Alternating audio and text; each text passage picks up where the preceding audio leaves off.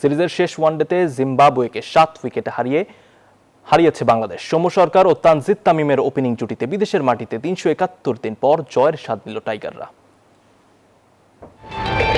Series জয়ের স্বপ্ন ভেঙেছে আগেই, তবে সম্মান রক্ষার মিশনে দারুণভাবে ঘুরে দাঁড়িয়েছে বাংলাদেশ।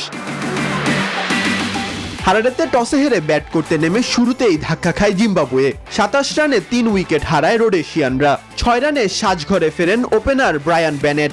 ব্যান কারেন আউট হন মাত্র 2 রানে। ওয়েসলি ও কাইয়া দলের হাল ধরলেও সেই জুটি ভাঙেন তাসকিন।